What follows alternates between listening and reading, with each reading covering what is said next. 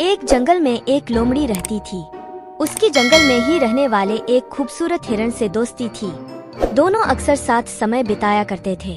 हिरण को लोमड़ी की दोस्ती पर बड़ा भरोसा था, इसलिए उसके मांसाहारी होने पर उसने उससे दोस्ती की थी।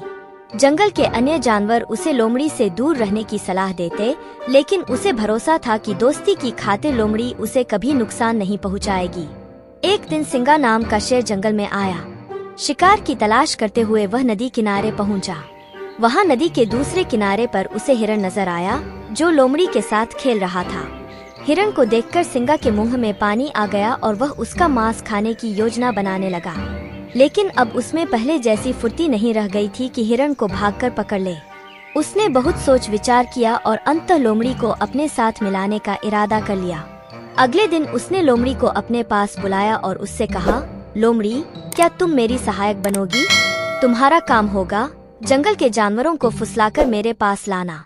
पास आते ही मैं उनका शिकार कर लूंगा और हम दोनों आधा आधा मांस बांट लेंगे। लोमड़ी ने सिंगा का प्रस्ताव स्वीकार कर लिया। अगले दिन से उसे काम शुरू करना था। रात भर वह सोचती रही कि सबसे पहले किस जानवर को फुसला कर सिंगा के पास ले जाऊं। किसी भी जानवर को फुसलाना आसान नहीं था। वैसे भी जंगल के जानवर उसे धूर्त समझते थे। उसने सोचा, क्यों न हिरण से ही शुरुआत की जाए, उसे फुसलाना आसान है। अगले दिन वह हिरण के पास गई और उसे फुसलाकर सिंगा की गुफा में ले आई। सिंगा ने झपट्टा मारकर हिरण को दबोचा और उसे मारकर उसका पूरा मांस खा लिया। लोमड़ी खड़ी देखती रह गई। बाद में उसने सिंगा से शिकायत की, तुमने वादा किया था कि आधा मांस तुम मुझे दोगे, लेकिन तुम पूरा मांस खा गए। तुमने मेरा भरोसा तोड़ा है। सिंगा उसे डपटते हुए बोला, पहले अपने गिरेबान में झांक कर देख। क्या तूने अपने दोस्त का भरोसा नहीं तोड़ा और उसे मेरा शिकार बनाकर मेरे पास नहीं लाई?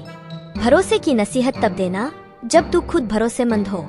अब चल भाग यहाँ से। जो अपने दोस्त की न हुई वो मेरी क्या होगी? लोमड़ी मुंह लटका कर वापस चली आई। उसे उसकी करनी का फल मिल गया। कभी किसी का भरोसा नहीं तोड़ना चाहिए। भरोसा तोड़ने वाले पर कोई भरोसा नहीं करता।